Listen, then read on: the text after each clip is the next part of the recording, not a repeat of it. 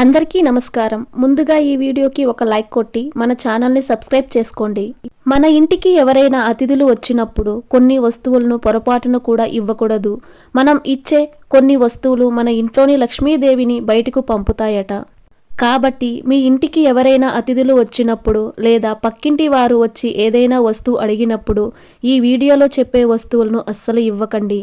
లేదంటే కటిక పేదరికాన్ని అనుభవిస్తారు. ముందుగా ఈ వీడియోకి ఒక లైక్ కొట్టి ఓం నమఃశివాయ అని కామెంట్ చేయండి. పాలు, పెరుగు లక్ష్మీదేవి స్వరూపాలుగా భావిస్తారు. కాబట్టి సూర్యాస్తమయం తరువాత మీ ఇంట్లో ఉన్న పాలు, పెరుగును ఎవరికీ ఇవ్వకండి. లేదంటే మీ ఇంట్లోని లక్ష్మీదేవి వేరే ఇంటికి వెళ్ళిపోతుంది. మీ పక్కింటి వారు వచ్చి పెరుగు తోడు పెట్టడానికి కొంచెం పెరుగు అడిగినా సరే సాయంత్రం పూట అస్సలు ఇవ్వకండి. అలాగే లక్ష్మీ స్వరూపమైన ఉప్పును ఎవరి చేతికి ఇవ్వకూడదు. దీనివల్ల భార్యాభర్తల మధ్య గొడవలు, ఆర్థిక నష్టాలు ఏర్పడతాయి. అలాగే ఎండు మిరపకాయలను కూడా నేరుగా ఎవరి చేతికి ఇవ్వకూడదు. ఇలా చేస్తే ఆ వ్యక్తితో విరోధం ఏర్పడుతుంది. అలాగే పసుపు చాలా శుభసూచకం. కాబట్టి ఎవరికైనా పసుపును ఉచితంగా దానం చేస్తే మీ అదృష్టం తగ్గిపోతుంది. అలాగే బియ్యం కూడా ఎవరికీ ఉచితంగా ఇవ్వకూడదు. బియ్యం ఎవరికైనా దానం చేయవచ్చు, కానీ అప్పుగా మాత్రం ఎవరికీ ఇవ్వకండి. ఇక మనలో చాలామంది గడియారాన్ని తమ స్నేహితులకు గిఫ్ట్గా ఇస్తూ ఉంటారు. సమయాన్ని సూచించే గడియారం ఎవరికైనా ఇస్తే మీ మంచి కాలం వారికి వెళ్ళిపోతుంది. అలాగే బట్టలు కుట్టే సూదిని కూడా ఎవరికీ ఇవ్వకూడదు. సూదిని ఇతరులకు ఇస్తే కుటుంబ సభ్యుల మధ్య మనస్పర్ధలు ఏర్పడతాయి. అలాగే కత్తులు, కత్తెరలు ఇలాంటి పదునైన వస్తువులను కూడా ఎవ్వరికి ఇవ్వకండి. ఇక మీ ఇంటికి ఎవరైనా ముత్తైదువులు వస్తే ముత్తైదువులకు కుంకుమ పెడితే చాలా మంచిది. కానీ మీ ఇంట్లో ఉన్న కుంకుమ భరిణిని మాత్రం ఎవరికి ఇచ్చి పంపకండి. ఇంట్లో దీపం పెట్టే సమయంలో లేదా వ్రతాలు చేసేటప్పుడు మీ ఇంటికి ఎవరైనా వచ్చి అప్పు అడిగితే అస్సలు ఇవ్వకండి. దీనివల్ల ఇంట్లో లక్ష్మీదేవి నిలవదు. ఇక శనివారం పూట ఎట్టి పరిస్థితుల్లోనూ వేరే వారికి నూనె ఇవ్వకూడదు. శనివారం ఎవరికైనా నూనె ఇస్తే మీ జాతకంలో ఉన్న శనిదోషం వారికి రావచ్చు, లేదా మీ జాతకంలో ఉన్న అదృష్టం తగ్గచ్చు. అలాగే మీ ఇంట్లో ఉన్న ఇనప వస్తువులను కూడా ఎవరికీ దానం చెయ్యకండి. దీనివల్ల రాహుదోషం కలిగి ఇంటి ఆదాయం తగ్గుతుంది. అలాగే చీపురును లక్ష్మీ స్వరూపంగా భావిస్తారు. కాబట్టి చీపురును ఎవరికైనా ఇస్తే మీ ఇంటికి దరిద్రం చుట్టుముడుతుంది. మీరు వాడిన పాత చెప్పులను కూడా ఇతరులకు దానం చెయ్యకూడదు. దీనివల్ల మీ జాతకంలో శని ప్రభావం పెరుగుతుంది. ఇక కొంతమంది ఆడవారు ఎక్కడికైనా పెళ్లిళ్లకు వెళ్ళేటప్పుడు వేరే వాళ్ళ బంగారపు ఆభరణాలు వేసుకుని వెళ్తారు. కానీ మన బంగారాన్ని ఎవరికీ అప్పుగా ఇవ్వకూడదు. దీనివల్ల మీ జాతకంలో గురుగ్రహం బలహీనపడుతుంది. ఇక మీ ఇంటి తాళాలను పొరపాటును కూడా ఇతరుల చేతిలో పెట్టకూడదు. మనలో కొంతమంది ఎక్కడికైనా పని మీద బయటకు వెళ్ళేటప్పుడు ఇంటి తాళాలు పక్కింటి వారికి ఇచ్చి వెళ్తారు. కానీ ఇలా అస్సలు చెయ్యకండి.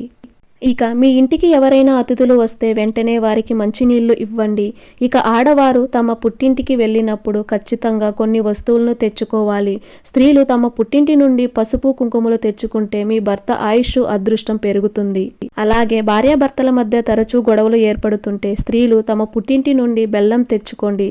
తద్వారా భార్యాభర్తల మధ్య గొడవలు తగ్గుతాయి. అలాగే స్త్రీలు తమ పుట్టింటి నుండి కుంకుమ భరిణి తెచ్చుకుంటే సౌభాగ్యం కలుగుతుంది.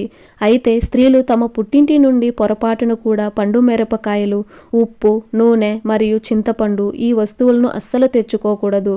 దీనివల్ల మీ పుట్టింటి వారి ఆదాయం తగ్గిపోతుంది. వాస్తు ప్రకారం మీ వంటగదిలో పొరపాటును కూడా కొన్ని వస్తువులు ఖాళీగా ఉండకూడదు.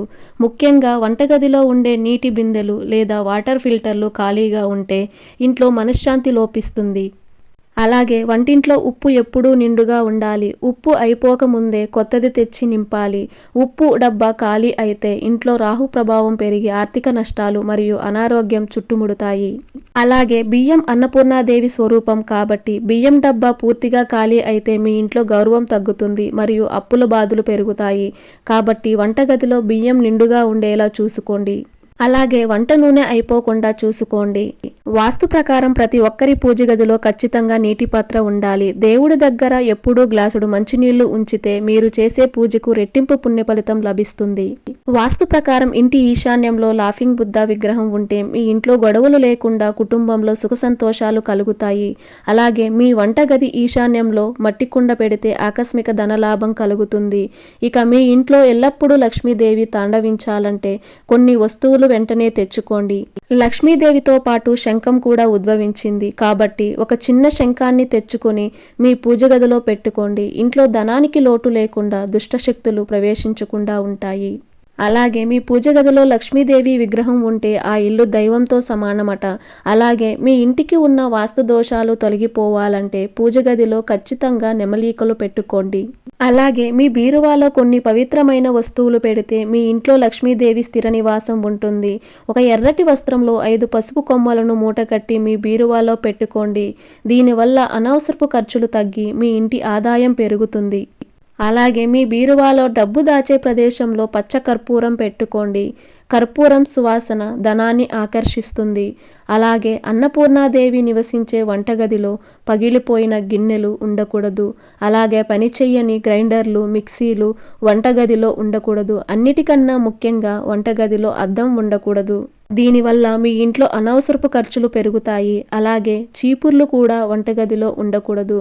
దీనివల్ల ధన నష్టం ఏర్పడుతుంది. ఇక వారాన్ని బట్టి కొన్ని వస్తువులను పొరపాటును కూడా కొనకూడదు. ఆదివారం నాడు ఇనుప వస్తువులు మరియు వాహనాలను అస్సలు కొనకూడదు. వీటి వల్ల మీ ఇంట్లో గొడవలు, వాహన ప్రమాదాలు జరిగే అవకాశం ఉంటుంది. కానీ ఆదివారం పూట ఎర్రటి వస్త్రాలు, గోధుమలు మరియు బంగారం కొంటే చాలా మంచిది. ఇక సోమవారం పూట ధాన్యం, పెన్నులు, పుస్తకాలు మరియు ఎలక్ట్రిక్ వస్తువులను కొనకూడదు. కానీ సోమవారం వెండి మరియు తెలుపు వస్త్రాలు కొంటే మీ కుటుంబంలో మనశ్శాంతి ఉంటుంది. ఇక మంగళవారం పూట గాజు వస్తువులు, ఇనుప వస్తువులు, కత్తులు, కత్తెరలు అస్సలు కొనకూడదు. కానీ మంగళవారం ఎర్రటి కందులు, రాగి వస్తువులు కొంటే భూ సంబంధిత లాభాలు కలుగుతాయి. ఇక బుధవారం నాడు వంట సామాన్లు కొనకూడదు. అలాగే గురువారం పదునైన వస్తువులు కొనకూడదు. కానీ గురువారం పసుపు కొంటే చాలా మంచిది.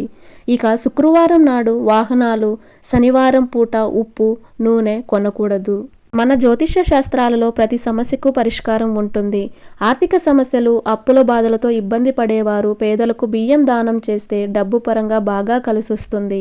ఇక పెళ్లి సంబంధాలు కుదరకపోయినా లేదా భార్యాభర్తల మధ్య తరచూ గొడవలు ఏర్పడుతుంటే పేదలకు నానబెట్టిన శనగలు దానం చేయండి. అలాగే మీ వ్యాపారంలో నష్టాలు ఏర్పడుతుంటే, మీ కెరీర్లో ఎదుగుదల లేకపోతే పేదలకు పెసరపప్పు దానం చేయండి.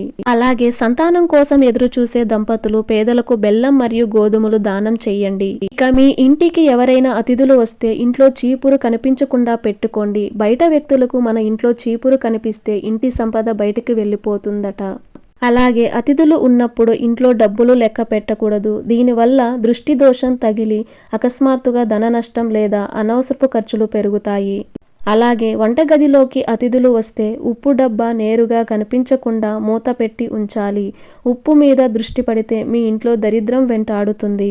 సుమంగళి స్త్రీలు పొరపాటును కూడా నల్లటి గాజులు, నల్లటి వస్త్రాలు ధరించకూడదు. ఇలాంటి చిన్న చిన్న నియమాలు పాటిస్తే మీ ఇంటి సంపద పెరుగుతుంది.